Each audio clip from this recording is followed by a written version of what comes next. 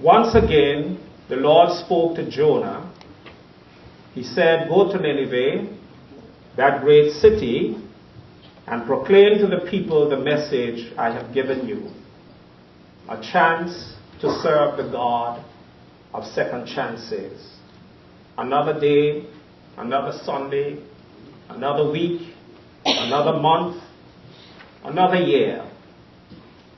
Each of these must be accompanied by a deep sense of joy and gratitude when we consider the things that we pass through, the dangers, the threats, the accidents. So grateful, so happy to see Melinda here this morning. And welcome as well, Don. Nice to have you with us. The mistakes, the failures, the sins, the adversities, the challenges, the struggles, the difficulties, the hardships, and the illness we pass through. It's good to see some of our members who were recently ill, who are still battling with some illnesses, and they're out today. Good to see you. And I want to recognize in particular Brother Ivan, who would normally be over there with the choir, but he's been struggling. He's here this morning and he's preparing for a procedure this Wednesday. So we want to hold him up in prayer, as well as Sue Barry and others who will be undergoing surgery or who will be undergoing some procedure, but who are struggling with their health at this time. Every day, my sisters and brothers, must feel like one more chance at life or living. It was Oprah Winfrey who said, "Cheers to a new year and another chance to get it right." We can say that about every day. Every day brings a fresh chance to get our living right. Every day is another opportunity to do better, to do the right thing, to amend our ways, and to serve the Lord. Our reading for today is a good example of how individuals get another chance to get it right. God specializes in giving second chances. When people are disobedient and do evil, God is always ready to give them another chance to obey and put away their evil and do the right thing. We see this with Jonah. He got a second chance. The text says, once again the Lord spoke to Jonah. Once again. This reminds us that God had spoken to Jonah before. You know the story. God had called Jonah to go to Nineveh, but Jonah was reluctant. And his reluctance turned into downright refusal and disobedience. Instead of going to Nineveh as he was told, the story tells us that Jonah set out in the opposite direction in order to get away from the Lord. Jonah disobeyed the Lord. He did what he wanted instead of what God wanted him to do. God wanted Jonah, he gave Jonah an order, and Jonah did not obey. His disobedience put his life and the lives of others in danger. As the story goes, instead of going to Nineveh, Jonah went down to a place called Joppa. He paid the fare and boarded a ship to Tarshish, which was in the total opposite direction from where God wanted him to go. And this action on the part of Jonah brought great peril to himself and all who were aboard that ship. In the story, when Jonah was thrown overboard, he didn't perish. He didn't drown.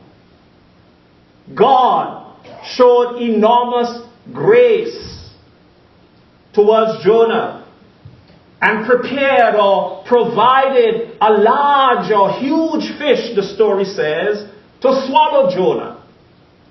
And that was an act of grace on the part of God. And later, the Lord commanded that same fish, and it vomited Jonah onto dry land. What a story of God's grace. God specializes in second chances. God is gracious. God is compassionate. God is forgiving. We see this with the people of Nineveh. They got a second chance. The story tells us that Nineveh was a city where there was much wickedness or evil. The situation in Nineveh was so serious that Jonah was called to go to preach against the city. According to the story, Jonah heard the Lord saying, and this is the message Jonah received: go to that great city of Nineveh and preach against it, because its wickedness has come up before me. That is how serious, how grave the situation was. And Jonah was commanded to go and preach against the city.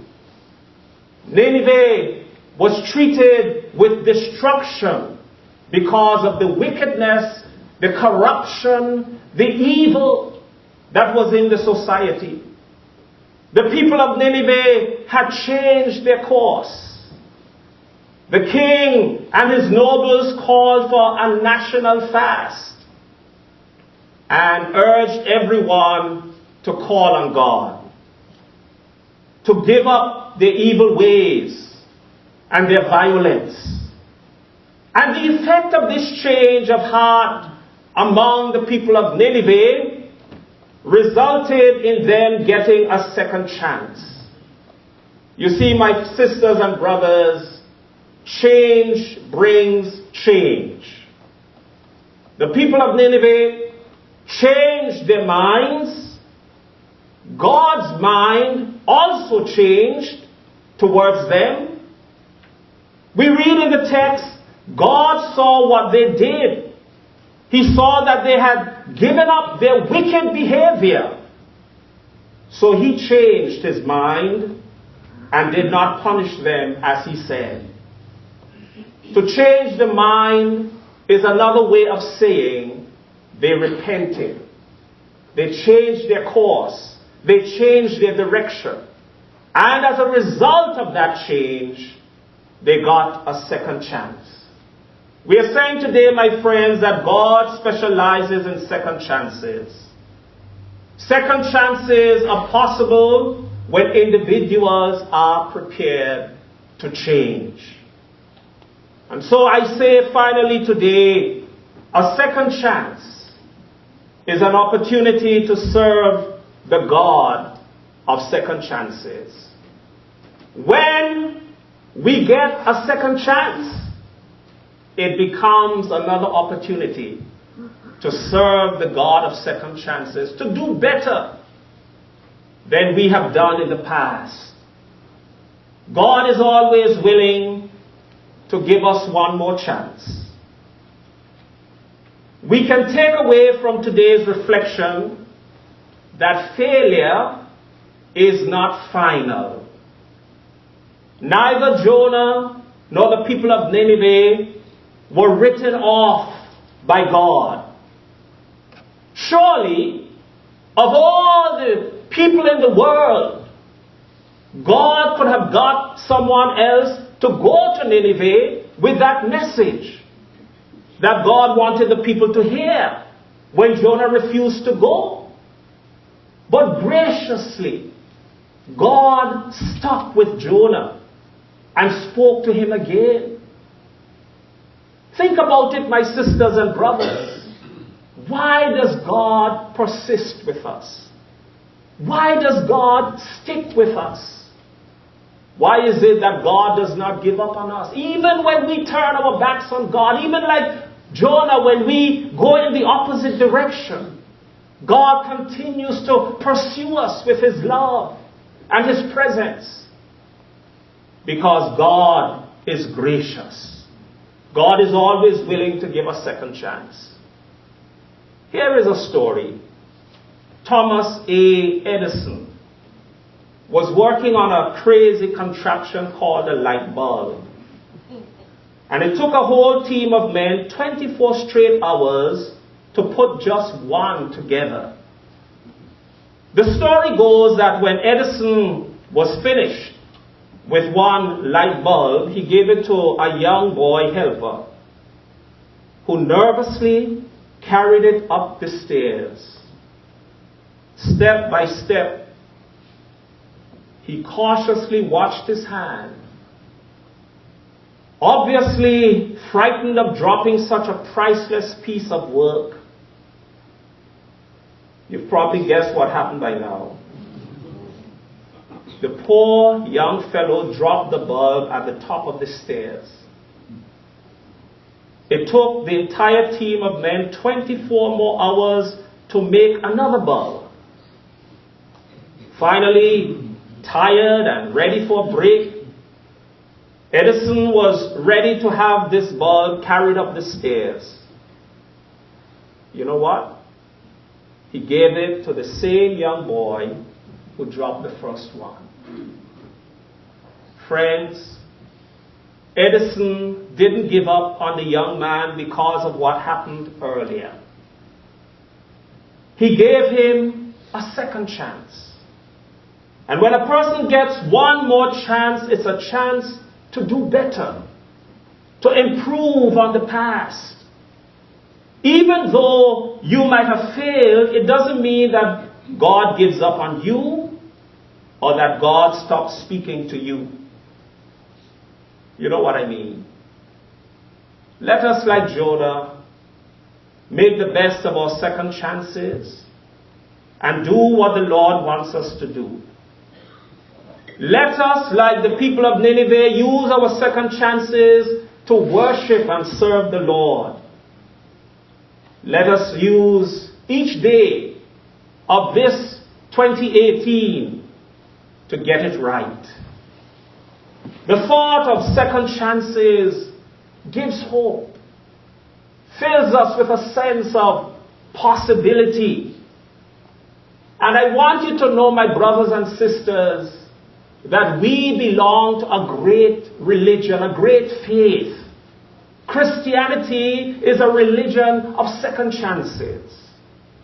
That's the message of the resurrection. A second chance at life. A second chance to do better. The God of second chances gives us second chances and more than second chances in order that we might improve on the past. So, my sisters and brothers, I ask you today, if you are given a second chance, if you feel that you've been given a second chance, what will you do with it? There's someone who said, if someone gives me a second chance, I wouldn't need a third, because I would make the best of that second chance. But here is something else that I'd like you to remember before you go. The God who gives us second chances, the fact that God gives us second chances, should move us to consider how we treat others when they mess up, when they fail, when they disappoint us, when they hurt us and wrong us. How do we respond to them? And the example that God has given us in the way God treated Jonah and the people of Nineveh should remind us that we too should be willing to have compassion and to forgive when others mess up and need a second chance.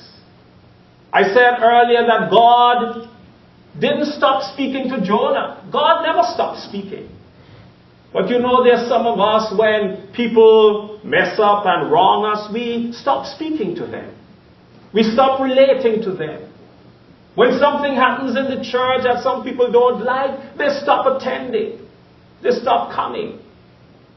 And what we are saying today, my sisters and brothers, is that we must learn to give second chances because we have received them. So, as you go today, consider the many chances that you have been given. And give thanks to God for how gracious God has been to you. And use those chances to serve the Lord to the best of your ability.